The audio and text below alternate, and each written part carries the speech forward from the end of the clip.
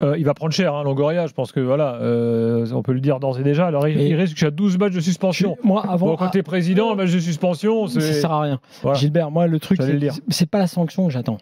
Moi, j'attends vraiment de Pablo Longoria, qu'on a eu en direct ici dans l'émission, à qui j'ai parlé de ses problèmes d'arbitrage, qui m'a dit à l'époque... Et qui avait parlé de ça, parce qu'il avait dit, moi, ça ne me dérange pas qu'on aille... mette la pression sur le terrain et tout. Ok, moi, je ne suis pas d'accord avec ça, mais là, c'est différent. On a passé un cap, et donc moi, j'attends pas tant les sanctions, tout ça, qui servent à rien, tu l'as dit, pour les présidents. J'attends que lui-même, qui est un mec, un de nos interlocuteurs privilégiés, un mec intelligent, un président important, qu'on n'entend pas, qui est muet, comme l'a dit Daniel tout à l'heure, sur les problèmes de gouvernance et de conflit d'intérêts au niveau de la Ligue et du diffuseur, enfin, et de BeIN, par exemple, au niveau de Nasser. Dans l'interview qu'on a faite de lui ici, sur ces sujets-là, il a botté en touche. Et que là, on voit parler énormément d'arbitrage, ne pas parler non plus du match. Parce que j'ai quand même entendu De Zerbi entre deux références à l'arbitrage, alors qu'on m'avait dit qu'il ne parlait pas trop d'arbitrage, lui non plus, De Zerbi, dire que son équipe avait été moins bonne que celle d'Auxerre, ce qui me paraît quand même un peu fondamental quand même, après un match comme ça, après avoir pris 6 buts contre Auxerre dans la même saison. Donc moi j'attends de Longoria lui-même qu'il vienne s'exprimer n'importe où. Alors à ce propos, pour dire qu'il s'excuse. Pour l'instant, les mots sont hyper pour l'instant, l'OM, si c'était un moins que rien, un fou furieux, on dirait c'est un malade. Mais on connaît Longoria, ça n'est pas un malade, c'est un mec intelligent. C'est à lui de venir dire qu'il a débordé. Pour l'instant, l'OM n'a pas prévu de faire un communiqué. Bon, l'OM reconnaît quand même que le terme corruption est quand même peu approprié. Voilà, c'est ce que fait savoir l'OM. En fait, on explique, il dit ouais, mais en fait, il voulait dénoncer un système opaque et non des arbitres corrompus à proprement parler. Donc ça ressemble un peu à, tu vois, une sorte de rétropédalage quand même. Il a dit quand même. En tout cas, de la part de gens qui à l'OM s'expriment auprès des médias. Il faut juste arrêter. Soit il dit j'ai dérapé, je m'excuse. Soit il cherche. Il regrette clairement le championnat de merde et l'allusion à la Super League. Ça, c'est ce que fait savoir l'OM aujourd'hui. Ah oui. Oui. Pourtant, il les a rencontrés les gens de la Super League. Pourtant, il fait partie de ceux qui iraient. Sans problème. Je veux dire, bon, à un moment, les gens qui se cachent, qui ne disent pas, forcément, ça finit par péter. Je ne sais même pas par où commencer. On a donc Philippe Diallo qui vient chez Marion Bartoli. Le mec, il n'a pas dit un mot sur toute la crise qu'on a traversée. Pas un mot. C'est très bien qu'il s'exprime sur ce sujet. Pas de problème, t'as raison après tout. T'as raison, effectivement, un président ne devrait pas faire ça, l'attitude était complètement catastrophique, démesurée, voilà. Mais les arbitres, c'est géré par la Fédé.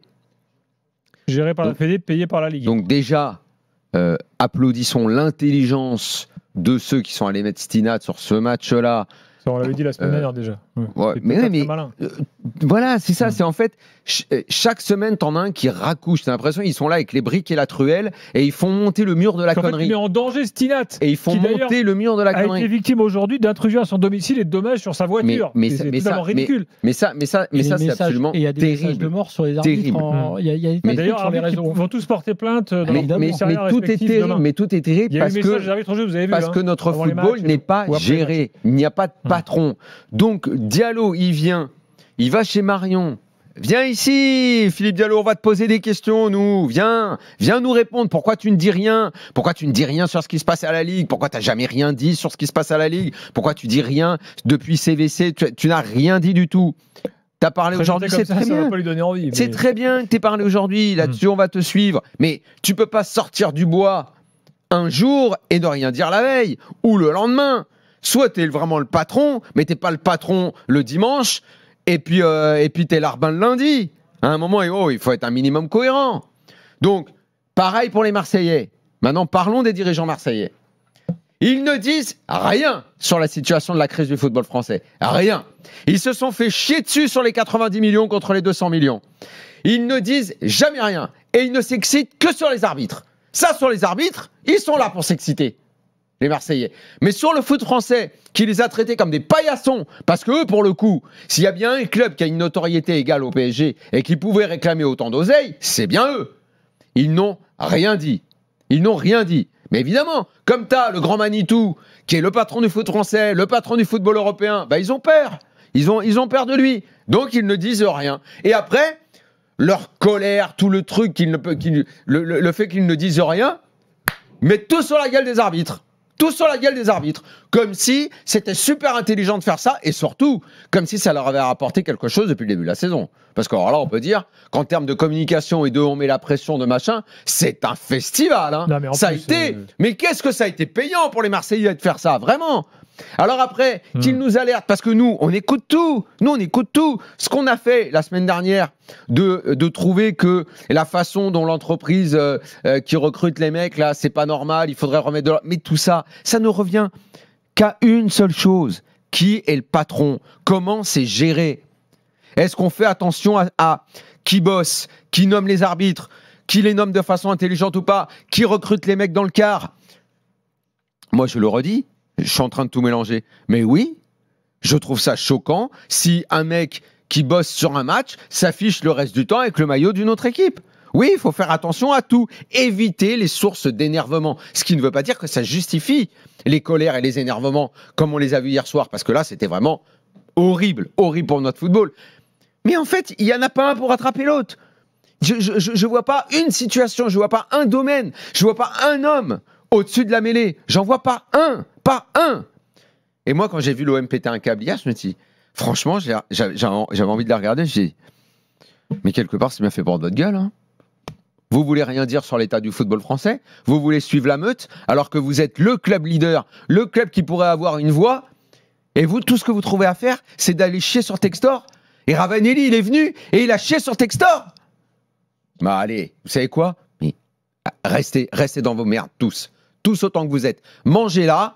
Vous avez le grand chef Nasser pour vous la préparer. Il va vous la servir à tous les repas, matin, midi, soir, petit déjeuner, dîner. Mangez. C'est votre football. C'est comme ça que vous voulez votre Ligue 1. De toute façon, elle ne pourra pas aller plus mal que ce qu'elle va aujourd'hui.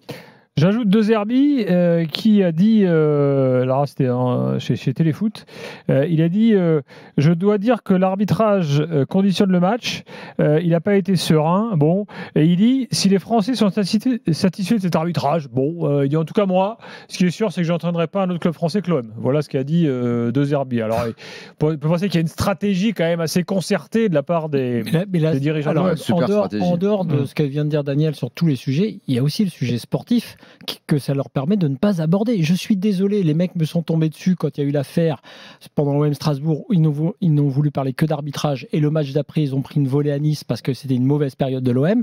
Je suis désolé, je l'ai dit tout à l'heure, prendre 6 buts la même saison et 2 défaites contre Auxerre. Est-ce que franchement vous voulez continuer à ne parler que d'arbitrage pour évoquer tous ces matchs-là? Non, mais bien sûr que non, Flo. Bien sûr que non. Mais on ne parle pas de foot, non, regarde. Okay, on n'a pas dit un mot sur le foot. On parlera de l'OM et de la façon dont ils ont joué, mais quoi qu'il en soit, ça faisait combien de temps qu'ils n'avaient pas raté un match? Ils étaient dans une très bonne période. C'est pas non plus des conséquences ultra dramatiques. Ils sont deuxièmes, ils sont bien, il n'y a pas de problème. Oui. Donc, pour le coup, aller faire ce qu'ils ont fait dans le climat actuel qui est très positif, c'est même pas très intelligent de faire ça. Mais pour le reste, on va pas faire non plus une montagne. Ok, c'est choquant et tout, mais je veux dire, Monaco a dérapé, Lille a dérapé, Lyon dérape. Toutes les équipes du haut derrière Paris dérapent. Effectivement, quand c'est l'OM, c'est toujours un peu plus choquant parce que l'OM fait énormément parler, comme le PSG. Donc on peut en parler. Daniel, mais ils sont encore très bien, ils sont dans une très bonne période sportivement. L'OM, ils sont bien. Ils sont bien, mais néanmoins, que cette équipe qui joue un match par semaine, dont on a dit tout le bien compensé, de De Zerbi d'ailleurs, aucun problème, des arrivées de je le dis tout le temps qu'avec un match par semaine, ils doivent faire ça. De Guiri qui est très bon depuis qu'il est arrivé. Tout ça, ils ont le droit d'avoir une équipe qui sait les prendre parfaitement bien. Auxerre, ils le font 2 fois, ils les niquent exactement de la même façon. Mais je trouve différent de voir Monaco. Daniel. Je trouve ils les battent. Ah ouais, non. Tu vas pas un autre mot. Je trouve différent. Je vais vérifier si c'est vraiment vulgaire. Je trouve ça te coûtera 1 euro dans la cagnotte. Je trouve différent de voir Monaco par exemple, certes pas bon défensivement, perdre contre Lille, équipe qui joue la Ligue des Champions ce week-end. Et Marseille galérait contre Auxerre et Strasbourg par exemple, puisque dans l'année ils ont fait aussi nul et défaites contre Strasbourg. Je trouve que ça fait un débat intéressant. Ça n'enlève rien à ce que fait De Zerbi depuis le début, au système qu'il a trouvé et au fait que l'OM sortait d'une bonne période. La définition est dans le Robert. Hein. Mais t'as des insultes dans le Robert. Non, c'est dans le Robert. T'as des jurons. Hein. Ah, synonyme de attraper, posséder quelqu'un. Bah, moi je le considère comme un gros mot. C'est un verbe transitif. Ouais, mais nous, c'est pas la question n'est pas de savoir. Tu savais que c'était transitif? Non, je suis content de le savoir. La question n'est pas de savoir, Daniel, si c'est dans le Robert ou pas. La question est de savoir si tu vas payer. Voilà. Nous, on s'en fout en fait que ce soit. Mais moi, j'attends que vous réserviez, c'est bon, vous n'avez plus qu'à réserver. Il faut que tu balances ta thune. Bon, alors c'est vrai, parce qu'il y a écrit c'était familier et vulgaire. File la moula. Tout de même. Bon, c'est bon, ouais. Familier et vulgaire. Demain soir, on reviendra.